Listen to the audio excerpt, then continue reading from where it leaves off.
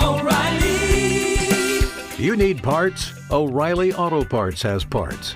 Need them fast? We've got fast. No matter what you need, we have thousands of professional parts people doing their part to make sure you have it. Product availability. Just one part that makes O'Reilly stand apart. The professional parts people. O'Reilly Auto Parts.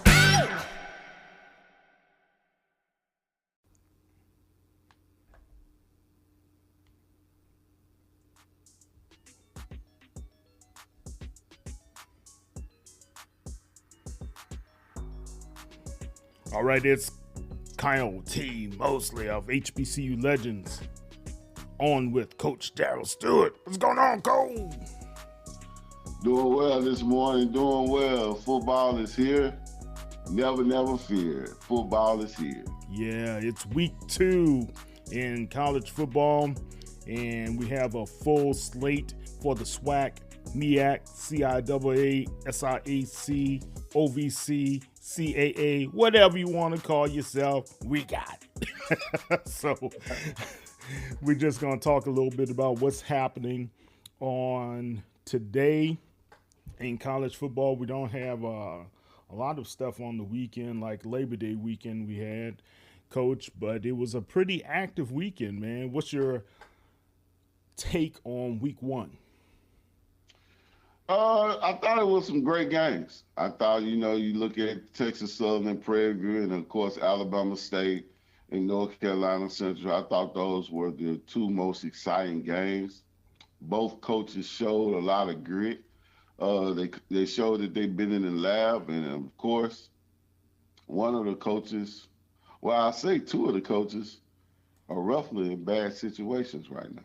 Ooh, which 2 are you talking about? Alabama State losing both quarterbacks, and Prairie View University doesn't have a quarterback. Shocking. But, like we say, Kyle, if you don't have a quarterback, you ain't got much, baby. You ain't got much. Look, I was there for the Texas Southern game, and I got to tell you, Coach Bubba McDowell, I was surprised that the Panthers laid it down like that. But you got to give credit to credit is due. Coach Chris Dishman and the Tigers took the Panthers behind Grandma's wood shack and whooped up on them really good. They spanked the booty, and it wasn't even close, man. They did not allow an offensive touchdown the whole game, and Prairie View was playing at home. And Prairie View had 2 Cooley played for U of H, and you had the young man Peterson played for Prairie View Portly last season.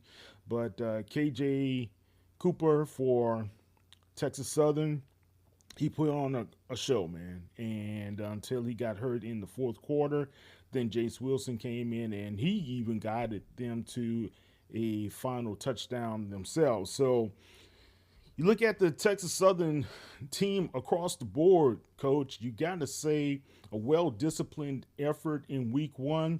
Only 2 penalties the entire game compared to Prairie View's 9. You look at how these guys executed their plays. I don't know if it was week 1 rustiness or week 1 overconfidence on the Panthers' part, but Texas Southern didn't care. They came in and they snapped a 9-game losing streak to the Panthers in the Labor Day Classic, and they did what they needed to do. They won the game, and you got to give them credit for what they were able to do in front of. I think they had around 22,000 people there. So it was just good, man. It was just good to see. Yeah. Well, when I look at Coach Dishman and how he's running his program and the past coaches, I have to give him credit, and you're right, Kyle. I see a much better disciplined team, but you also got to look at, I see better players. And I tell coaches all the time, your players are a reflection of you. So if you recruited players that can't help you, then you gotta look at the head coach behind it. And this is a perfect example of what a new head coach that knows the game can do for your program. And you gotta give him credit. Two penalties the whole game. You talking about a coach that just got the job in January. So you got to give him credit on what he's done in that short period of time. And if he keeps it up, Kyle, he could easily be a candidate for Coach of the Year. Yeah, yeah. I think he's already penciled his name alongside Coach Cozy as one of the coaches of the year candidates, right? Right. But yeah, there's a lot of football yet to be played, guys, and we're not going to pencil them in as the SWAC champions already, but they kicked off the season on a high note and a very good note. And like you said, you got to look at what's happening across the board and believe that Texas Southern in that SWAC West, they have two quarterbacks. When you look at the other teams, Lucas Cooley for Prairie View is out for 4 to 6 weeks due to a shoulder injury. Then you have Cam Peterson that they're going to insert into that role. He did give them a little bit of life, but he wasn't able to execute down the stretch, especially when they got into the red zone a couple of times. It was just kind of bewildering how the Panthers were not as well oiled as the Tigers. But that's just one game. Then we had the Orange Blossom Classic, Coach, where two of the bigger name teams, and we thought this may be the preview to the Celebration Bowl with NCCU taking on Alabama State. What are your initial thoughts coming out of that game? Well, I thought the game was by both coaches fought hard. I thought both coaches came in with a great game plan. But when you look at Alabama State situation, playing two quarterbacks, I thought I have to agree with the fans on this. It's way too early to do that, especially when you have a quarterback that's already in place. Excuse me. I just think right now that when you look at Alabama State's situation, they had body. I don't think it was a reason, even though body is a dual threat quarterback, I don't think it was a reason to go to a two quarterback system too early. I thought that they should have went with body. And in the results of that, Kyle, body got injured, and they brought the backup in. He got injured. So, it's just a tough situation to be in early. The quarterback job is to distribute the football, not to run it. And so I just think they're in tough situations right now. All right, so in looking back at the game, and I rewatched a little bit of the game as well, Coach, I was mildly shocked to some extent that body was playing in that dual threat type of role, right? Right. And I mentioned this on Tuesday when we were on Ralph Cooper's show. Body has shown in the past. We're talking about a young man who has passed nearly 6,000 yards in his career. Right. You're going to tell me you don't give him a chance to pass? But then I started looking again, Coach. That offensive line didn't give them time to pass as well. Now, they opened up some holes, but those were usually from quarterback draws or where Body saw the opening where he could be able to take advantage of, right? He had 134 yards rushing in the game, and he had 2 touchdowns, and Body came out to be the top rusher in SWAC in week 1. Think about that. That's alarming. Right, it is. And I don't know Coach Robinson's game plan philosophy for week 1. I just do know he wanted to play 2 quarterbacks. He did. And playing 2 and running the ball with both of them, I don't know if that was a smart game plan. Yeah, I mean, O'Brien was not effective. O'Brien threw a pick 6. He threw the final pick of the game that sealed the deal for the Eagles. But also he had 2 passes that went through the hands of defenders that could have easily been picked off as well. It could have turned the tide more so in the favor of NCCU. So I don't understand the evaluation process. And you as a coach, talk to me. How do you go through the spring camps and the summer camps and still undecided when you get to your first game of the season? It's called preparation. Not being prepared, not evaluating players right. And then as a head coach, most head coaches have their own philosophy. And whatever his philosophy is, he could have, just left it up to the coordinators, which I don't do in these days with this new NIL and just new evaluation process with computers being in coaching now. I'm old school. I believe in doing it. Everything is on the head coach. That's my philosophy. But when you look at what he did, I mean, did they do anything in the summer? The spring, you really didn't know what their spring was like, and so now you're coming up into the week 1 game, and you're talking about playing 2 quarterbacks, and when you listen to the Alabama State fans, all of them say the same thing. What were we doing during spring and now where we're experimenting 2 quarterbacks? We thought by getting body, we had the quarterback position answered. Well, that's not the case. And so that falls under the evaluation process.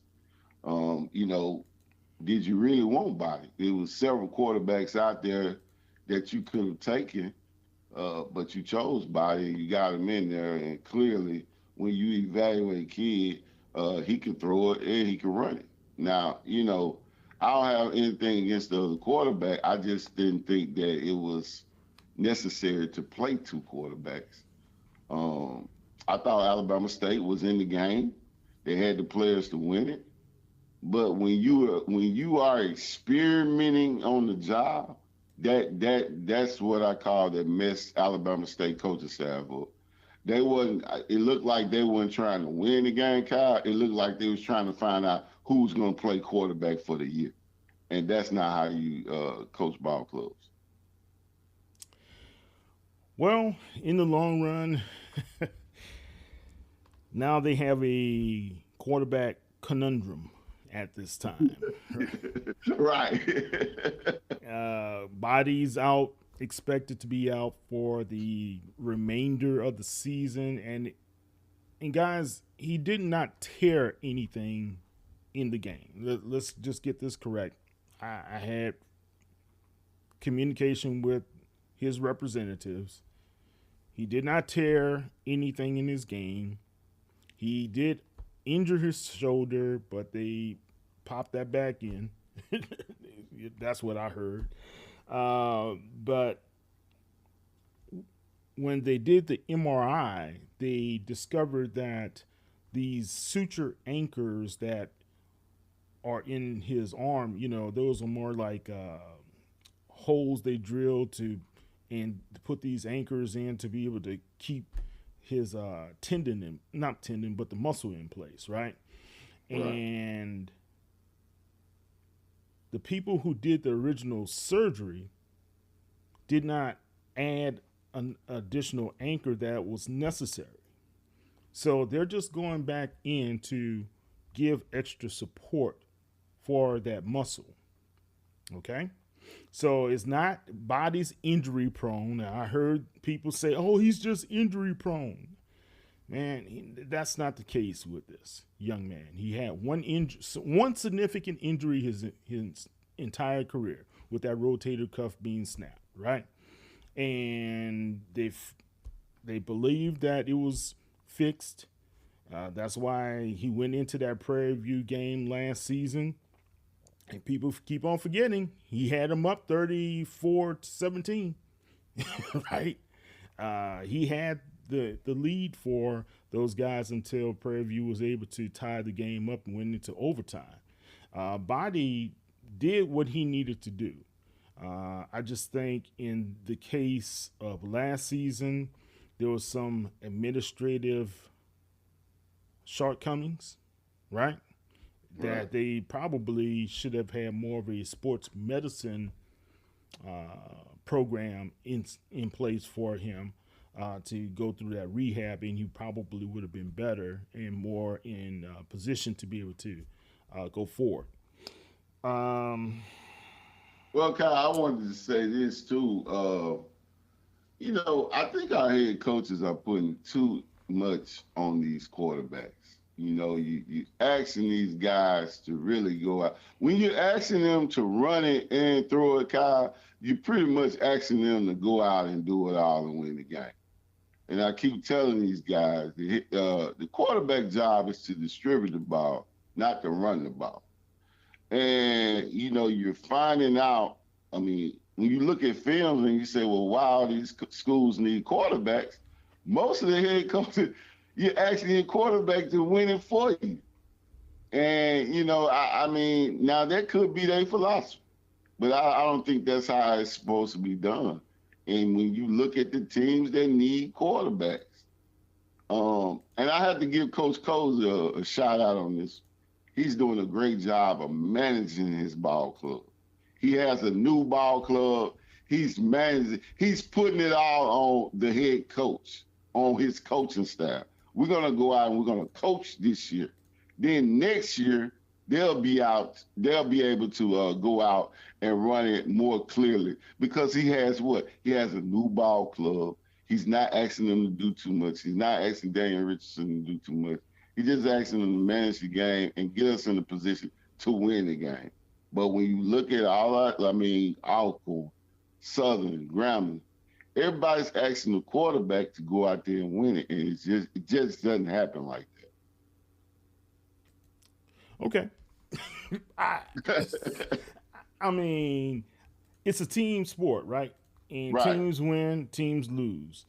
But I also believe that teams also have to have a quarterback that knows how to navigate through adversity on the field. And you saw that with Andrew in that Orange Blossom Classic, right?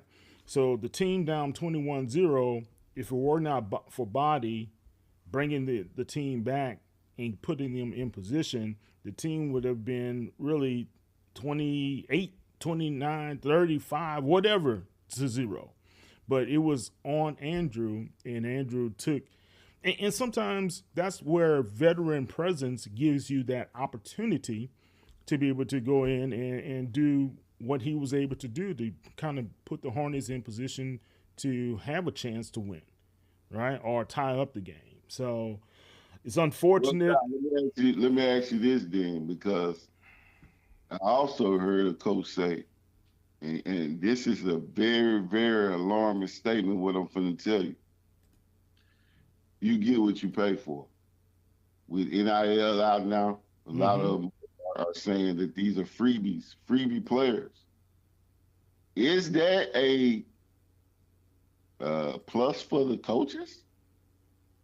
Or is it a sign that just say, hey, we're doing our job, but administration, when you don't have NIL and you have free players, this is what you get. Comment on that one for me, because I was lost when I heard that. What does that mean? Are you saying you get what you pay for in case if you pay the NIL, you get a better player? That's what he's trying to say? So if Body didn't take money, Is that what you're saying? Because he didn't have an NIL deal. I'm not just implementing on body. I'm really looking at the schools that are in the same predicament. I mean, you got Alcorn, no quarterback, Southern quarterback problems, Grambling quarterback problems. Okay, all right, I follow you now. All right, so you're not being specific, you're just being in general. So in general, I would have to say it looks that way. so now the head coaches have a point. So, I mean, that's what I'm saying. This thing is tricky. Man, it involves ADs and presidents as well. So, man, anytime Coach Prime is going to go on record and saying just to have a walk-on, you have to give them at least $50,000 NIL. Right. A walk-on. Right.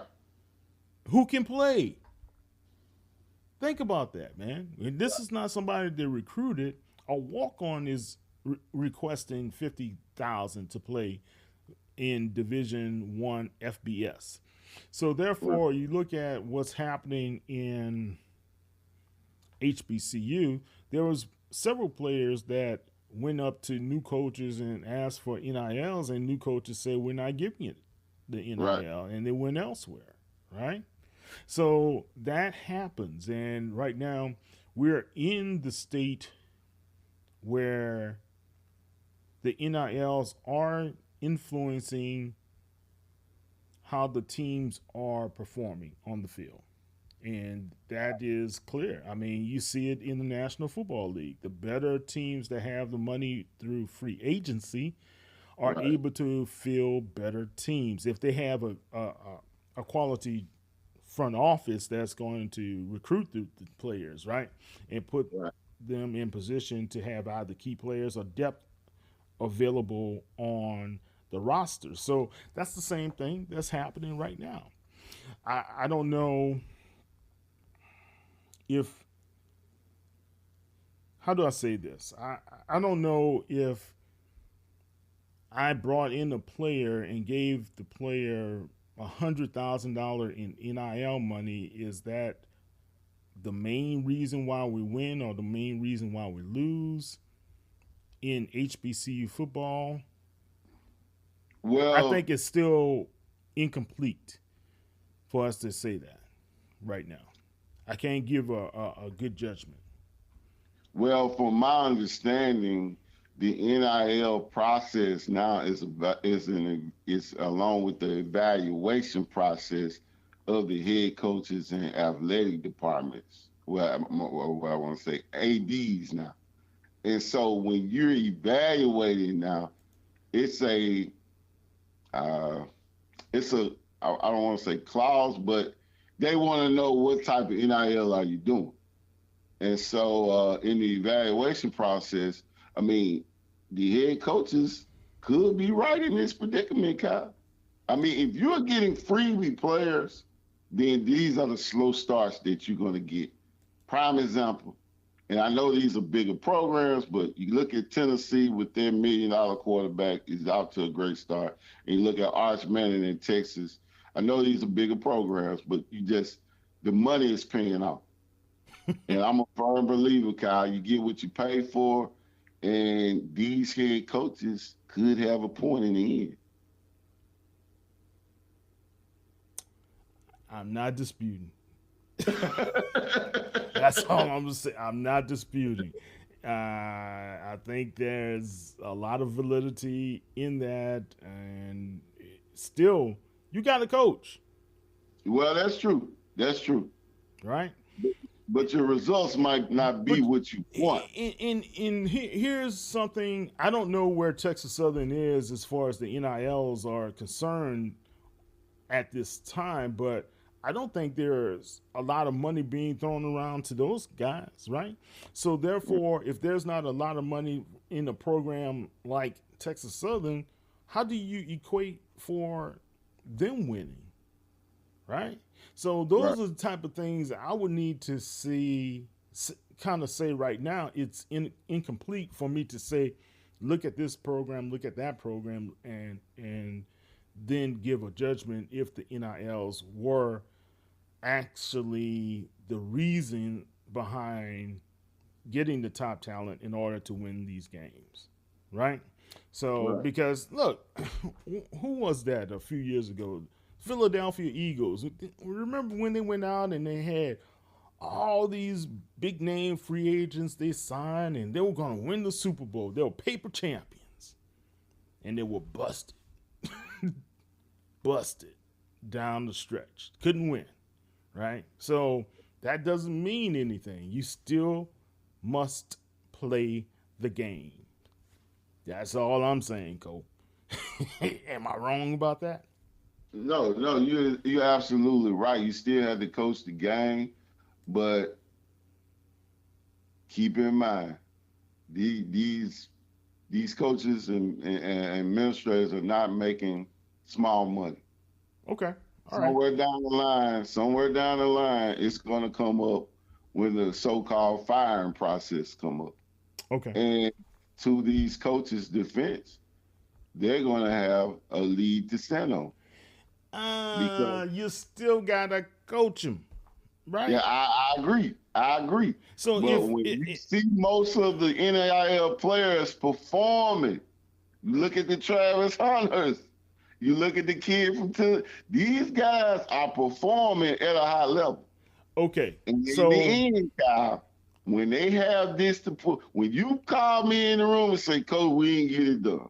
Coach. Why not? All right, Coach. I don't disagree. I'm not disagreeing with you. Here's a question. Who's one of the best cooks in your family? Cooks? Yeah. Who's the best cook in your family? My mom. Your mama, right? My mama was the best cook in my family too. So if I gave my mom some rank, dusty shrimp and seafood to put into a gumbo, is it going to taste the same as she got some stuff fresh off the boat that day at the docks? Which one you think is going to taste the best? Of course, the fresh gumbo. Right. So therefore, that's just like what we're saying. The fresh gumbo is the guys. I mean, fresh stock is the guys coming out who have the big names and the big talent to go along with it. But sometimes mama can be able to whip up that something in the kitchen with whatever she has, right? Right. And make you feel good and make you full. So there's just some coaches that have that ability to be able to make everything taste just as good and feel just as right with what they got in either the pantry or in the refrigerator. That's all I'm saying, Coach. It still comes down to coaching as well as the players. You know, I think it's a combination of two. That's just my opinion. But you've been out there. Well, I'm going to give you one more example. And when you look at this one, this is a kid that Coach McDowell, would have had. But they came with the NIL bag, and I had a chance to see this kid. The kid from McNeese? Kid from McNeese. Prime example. He would have really helped Prairie View. He could throw it, Kyle. He showed that grit against Southern. Tough kids, about 6'3", 6'4", and he was worth every bit of the money that they was offering. But that's what I'm saying. When you lose a kid like that and then they go to another team, then they show why you want him. I mean, where does that lead our fan base, the product, and basically, Kyle, if you don't have the money, you're not going to be able to survive. Good point. All right. So not going to dispute that one. All right, guys, some early television numbers that came in from the FCS related HBCU programming that was in week 0 as well as in week 1. This came from Sports Media Watch. So FAMU and Norfolk State game, they had around 1.3 million tuning in on ABC. The North Carolina Central versus Alabama State game, and I spoke to Kendra Bulluck-Major, the executive director of the Orange Blossom Classic yesterday, and she confirmed that they had close to 700,000 viewers through ESPN. So those are good numbers, solid numbers for some major games. I think when it comes down to the Celebration Bowl, they can possibly, if they have a really good lineup, Cole, they can probably do 1.5 or more. So kudos. Yeah, Go ahead. and I don't know Kendra, but I know she's probably listening. But I will say this: I mean, I think the game would do much better. I don't know their negotiation process, but I think it'll do much better in Orlando. I mean, I'm a firm believer on HBCU cities. I just think Disney and they do a great job with HBCUs. I just think it should be in Orlando. Miami could be a little bit too expensive, too big. I mean, because let's just face it, Kyle, the stands were empty. I mean, we could have got, I mean, the viewership was fine. Yeah, but you want to see the people in the stands.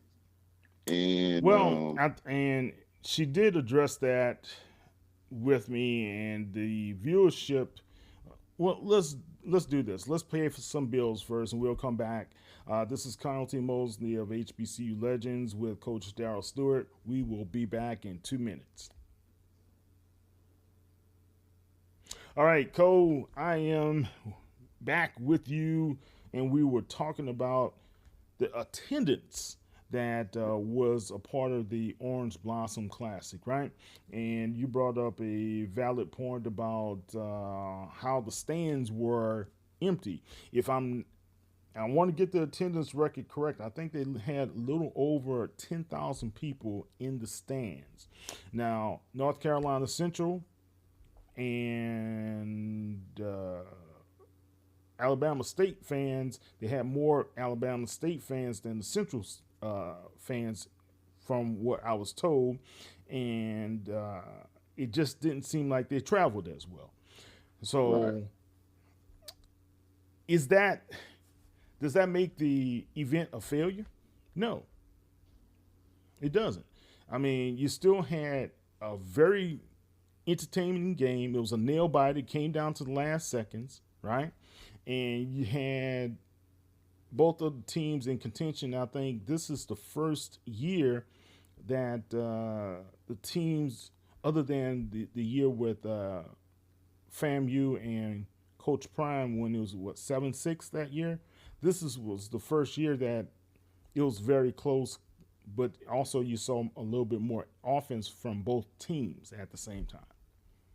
Go ahead. Well, like you said, Kyle, if you want to see her in that 1.5, 2 million viewership range, which I think it could happen, but I don't think it'll happen in Miami. I just don't. Being experience. I mean, the reason why Atlanta does good, Atlanta's HBCU city, they did excellent in viewership.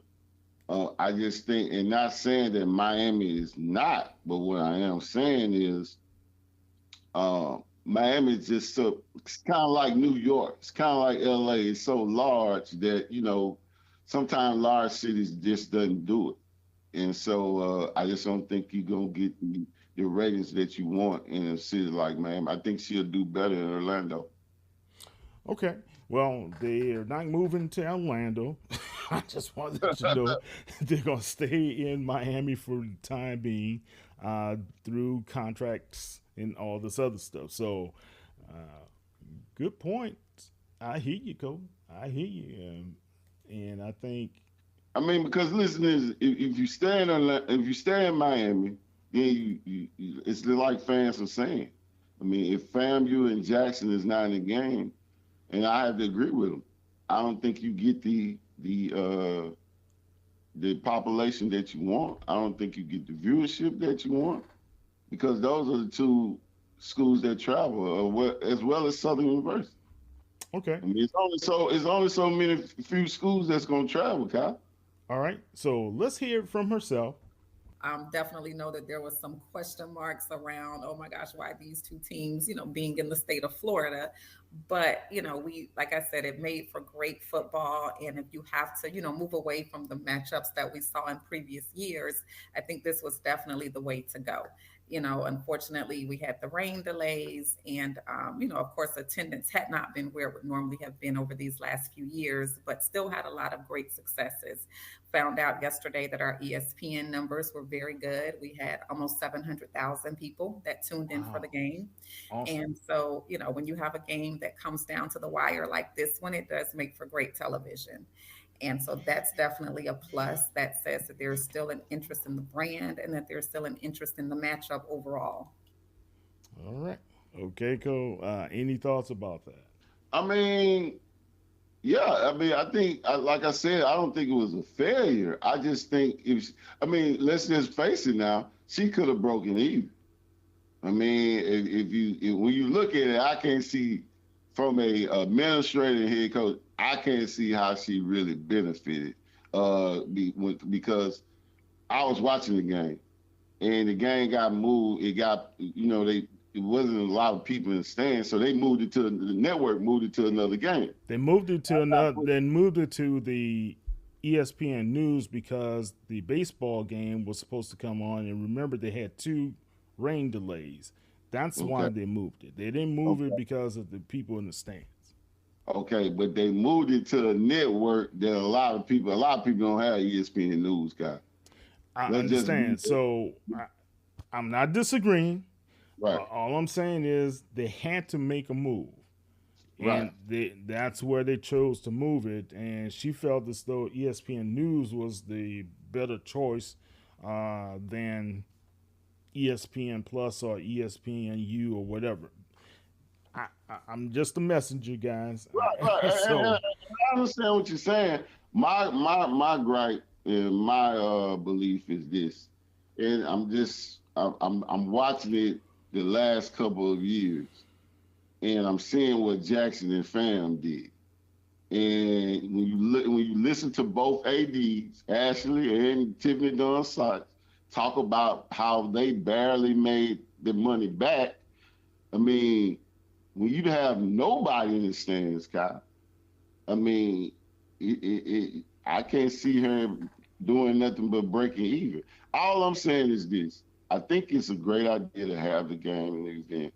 I mean, I would try to put it in Orlando. I mean, now okay, it's her choice to move it because she's ultimately over the game. But if she keeps it there, then you're just looking at two teams. yeah, You're looking at Florida A&M and Jackson. That's it. okay. We I do know this, and we will have the announcement within the next couple of weeks. There's going to be two new teams. It won't be repeat of what we saw. There will be two new teams, and there will be some good programming with these teams that are in negotiation at this time. Can't release the names, but I think people with these teams travel very well. So I think that's going to, I'm just going to say it like that. They Right. travel well and they have fans across the nation. So, all right, come with your own assumptions there. So, all right, Coach, let's talk about something before we get into the slate of games, man. You brought up a good point about Coach Sharon Moore over at the University of Michigan does not have a contract. And he's been coaching the Michigan Wolverines, who are the reigning national champions, now that they're without Coach Harbaugh, who is now a part of the Los Angeles Chargers in the National Football League. Coach Sharon, throughout the whole training camp, spring and summer, Ward Manuel, who is the athletic director, and Coach Sharon have not come to an agreement on a contract yet. Is that odd, or how do you see this? Clearly, there's something wrong here. It's definitely odd. It has the attention of the coaching world right now. Coach Moore is doing an outstanding job at Michigan, and like you said, God, they're the defending champions. And for him to start off 1-0 with that type of pressure on your back, he has the family to support. And of course, it could have been Jim Harbaugh, a great coach, a great friend. It could have been Nick Saban, a great coach, a great friend. It could have been any coach in the coaching world, but to not have a contract, it's unacceptable. And I know he's reaching out to the coaching world. A lot of coaches are talking about it. Michigan is an outstanding university. Let's do the right thing, Michigan, and get this man what he deserves, and that's a contract. All right, Ward Manuel is a New Orleans native. I gotta stand behind my boy. So Get him a contract, Kyle T. Mosley.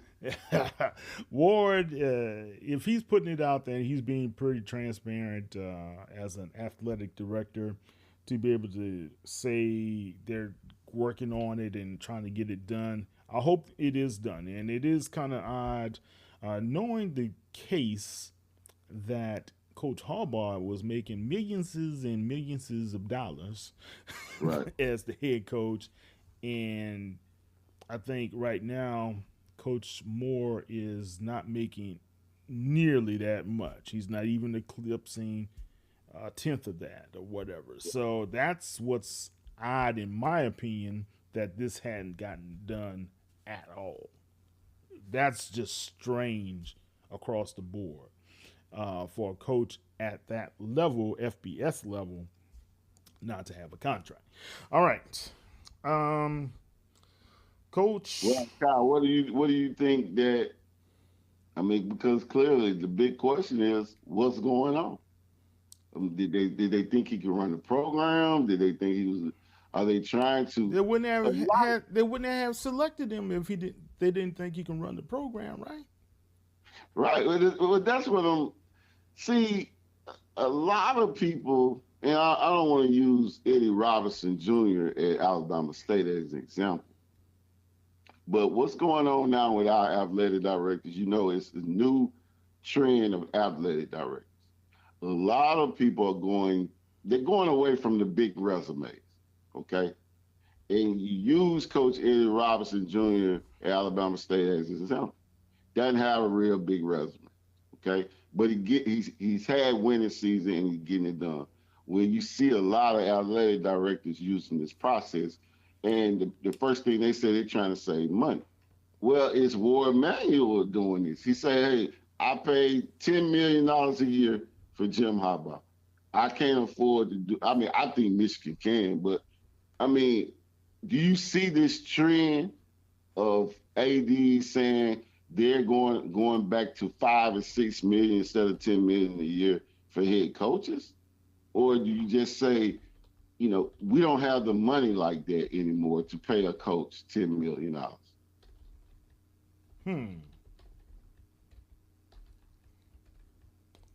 Well, yeah, they probably want to save some money. And right. Let's just be honest. If you don't have a big name, they probably say, okay, we're not going to pay you big money. So this is what's kind of odd, right? The initial reports were that Moore signed a 5-year contract back in January. Okay? And his annual salary was going to be $5.5 million. So it came down to a base salary of $500,000 with $5 million additional compensation and $500,000 for a retention bonus if he remains the head coach throughout the full contract year. So that's odd that now we're getting a report that either this contract wasn't executed or not. That's just odd. Why say he signed a contract and now he hasn't signed the contract? I have to agree with you, Kyle. I think it's you don't want to say this because sometimes it seems harsh, but business is business. I have to agree with you. I think they're looking at the name. Not saying that he's not a Jim Harbaugh, but, this is his first head coaching job. And they're probably looking at it based off the market value. Hey, this is what I'm going to pay you because we could have found a head coach for the Michigan job. Okay, weird story. I'm just gonna say that's just does not make any sense. It's getting weirder and weirder. All right, okay. So let's talk about some of the games that will be played today in the SWAC. Right now, Bethune is going to take on Mercer. How do you see that Uh, Tough game for Bethune. I think they're trying to still put some pieces together, but I see Mercer winning it. Maybe 21-3. one? Okay. Back in 1979, the Hurricanes were upset by the Rattlers in Tallahassee at Doak Campbell Stadium. Will we see an upset today with the Rattlers and the Miami Hurricanes? Coach Cozy, my friend, you're doing a heck of a job at my FAMU right now. But the buck stops today, Kyle. Cam Ward, Coach Cristobal, they're off to a great start. It's gonna be an exciting game, but Miami gonna win the game. Okay. Mississippi Valley takes on Lamar University out of Beaumont in Beaumont.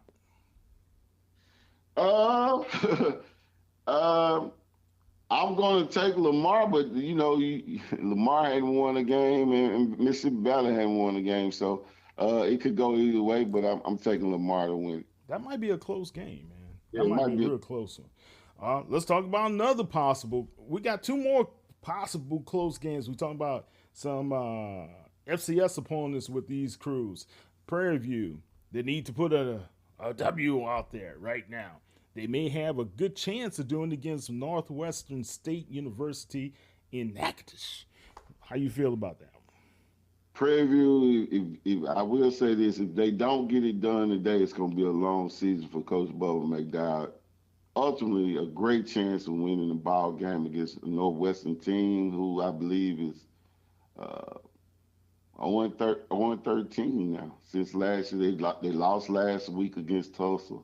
They're on a long losing streak. And so I just think if he doesn't win today, players are going to you're going to find the heart of your team today, Coach McDowell. And so I'm going to take Prairie View to win it, but if they don't win it today, Kyle, you're going to see the heart of their team.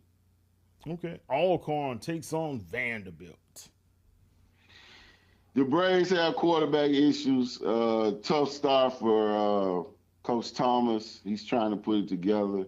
But, of course, Vanderbilt, SEC powerhouse. They beat big win last week against Virginia Tech. Yeah, that was a big one, wasn't it? They look like the old Vanderbilt. It's going to be tough on the Braves today. Arkansas Baptist against Pine Bluff. Winnable game for Pine Bluff. Hey, man, I say Pine Bluff is the best-looking team out of all the SWAC schools. They have big players all around the field. Now, they have a chance to win it today. And I'm going to say, just like I said with the Prairie View situation, he's going to find out the heart of his team today. I think Pine Bluff will win the ball game today. Okay. Now we got some historic games that will go down between the SWAC and SIAC teams. Let's start off with the big boy, which these guys haven't met in over 59 years now. Tuskegee is headed to Grambling in Grambling, playing on Eddie Robinson Field. How you feel about that one? Eddie Robinson Stadium has to have a win today. Coach Mickey Jones, this will be the first win today, man. And I hate to put him in the buck with the other two coaches and programs. He's going to find out the heart of his team today. Hey, Tuskegee is down. They lost to Johnson C. Smith. But, that is Tuskegee. They're not going to lay down. But this is a for sure win for Grambling. And if Grambling doesn't get it done today, he's going to find out the heart of his team because they're dealing with a struggling Tuskegee team right now. All right. Let's talk about old JSU. We're going to rock you. That's what they're saying to Lane College. We're ready to rock you, baby, for their home opener, man. How you feel about your alma mater? Jackson State, same way. Coach T.C. Taylor is doing a lot of great things at Jackson, but he's put himself in a predicament to be judged real quick when you take on head coaching and offensive coordinator roles. You know, he's taking up on that challenge, playing a tough Lane. You know, Lane beat Tennessee State last year, so a lot of people are saying this is going to be a questionable game. And if it's questionable, maybe my friends, the JSU fans are going to be in an uproar. I got JSU to win it, of course, but if Coach Taylor loses this game, Kyle, it's going to be a tough day in Tiger World. Yeah. Coach Taylor didn't have Irv Mulligan Jr. because he was injured. So hopefully he can be able to get him back on the field, I think, in another week or two, something to that nature. So that's if people were wondering why you didn't see him, because he has some injury issues. Man, this one, I think, Coach, you're going to be there, right? Savannah State against Southern, the Jaguars. Man, you know, tough start for the Jags. They should have won the game last week against McNeese. I mean, these schools put themselves in a lot of tricky situations, Kyle. Must-win game. A lot of people saying, you know, hey, you better beat Savannah. And, you know, it's just a lot of pressure. They put a lot of pressure on themselves early, but that's the name of the game. That's coaching. And the Jags, hey, I'm picking the Jags to win it, but if they don't, Kyle, oh, my God, the Jaguar Nation is going to explode. Coach Graves said, you know how chill Coach Graves is in his press conference, but he's nothing like that on the sideline. He's very passionate. I think it's going to be a win for the Jaguars. It's going to be a close one. Savannah State is not to be taken lightly. And we have Alabama A&M taking on Kentucky State. I don't see Kentucky State winning this one, Coach. I'm just going to say it. I'll save you the suspense. Yeah. That one is going to be a dub for, like my son said, that's a dub, Dad. That's a dub for these guys. But this one, Coach, this one has me concerned. Alabama State hosting Miles College. Talk about it. Man, you know, it's going to be a tough game. Man. Miles is going to be ready to play. You know, they beat Alabama State last year. Mm-hmm. And, you know, I don't know if they have their number, but, you know, Alabama State, we'll see who they put at quarterback today. The fans don't know, but you're experimenting with a tough Miles College team. And I just don't see them beating Miles without a quarterback. I'm picking Miles College to win it. That's the concern. No Andrew Body. No Jonah O'Brien. Got two freshmen. They've been taking most of the reps. I understand Mr. Body's been coaching them up on the sideline. He's been helping out to kind of help these guys get their footing.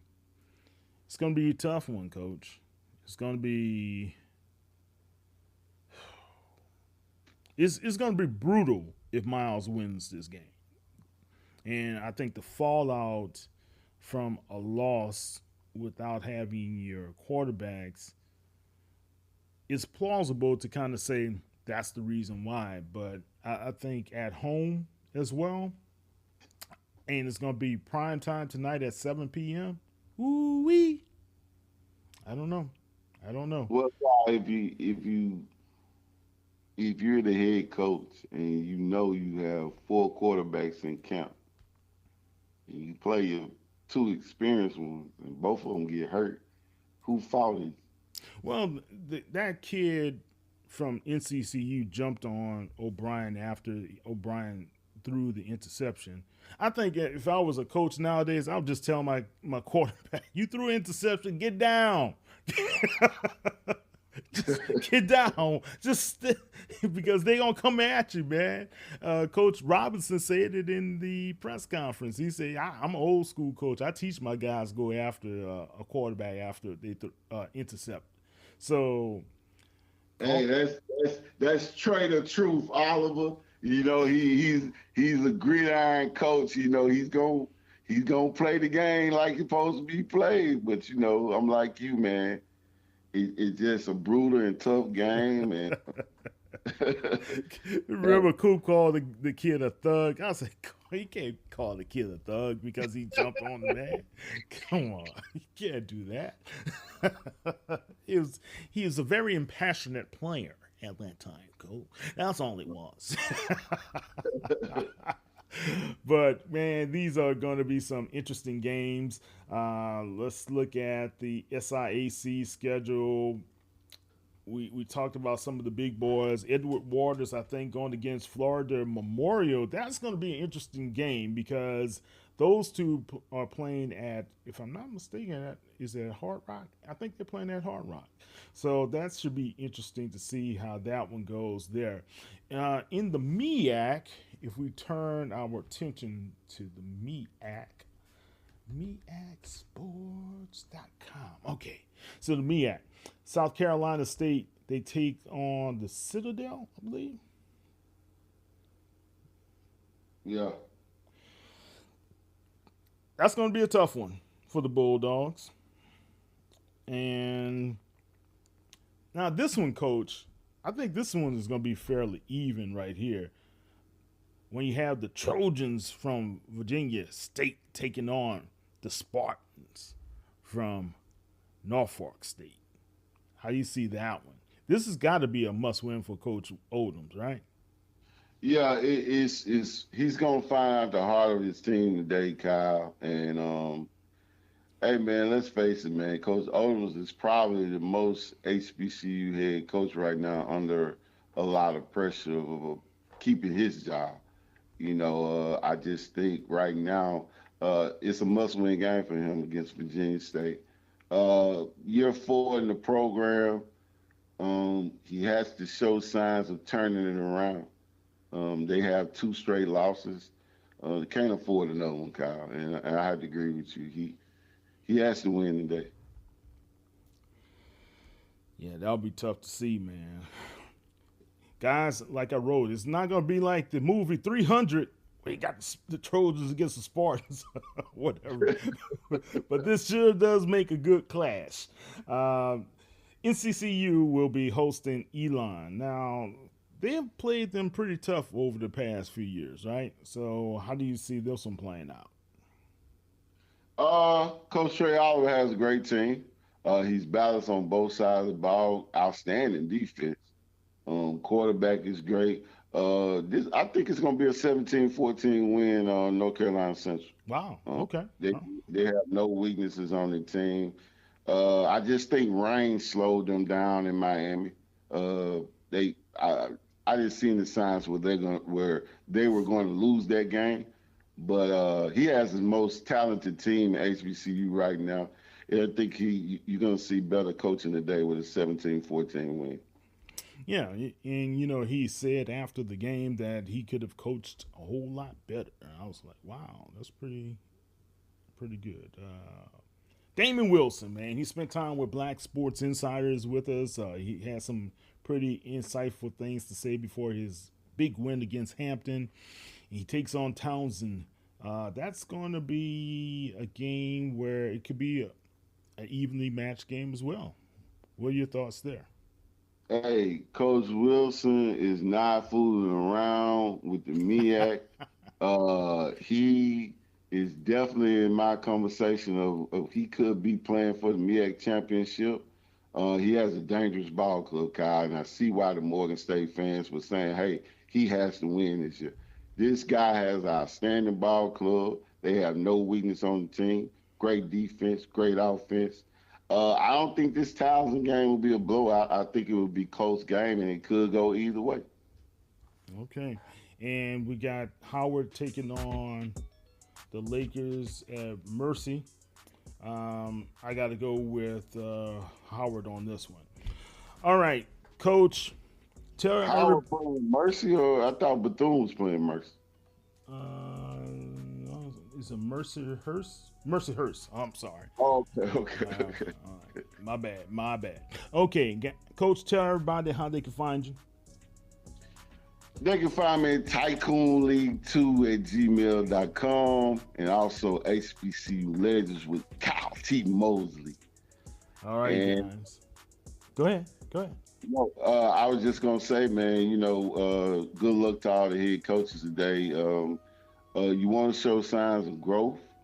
Let's go out there and coach these guys up so you can win the ball game, and let's have our outstanding weekend, guys. All right. I'm Kyle T. Mosley of HBCU Legends. Check us out at hbculegends.net, and you can check us out online at HBCU Legends on all social media platforms, and you can check me out at KTMOZE at all media platforms as well. Kyle T. Mosley of HBCU Legends. We out, y'all. Take care. Ah, the sizzle of McDonald's sausage. It's enough to make you crave your favorite breakfasts. Enough to head over to McDonald's. Enough to make you really wish this commercial were scratch and sniff. And if you're a sausage person, now get 2 satisfyingly savory sausage McGriddles, sausage biscuits, or sausage burritos for just $3.33. Or mix and match. Price and participation may vary. Cannot be combined with any other offer or combo meal. Single item at regular price. Ba-da-ba-ba-ba.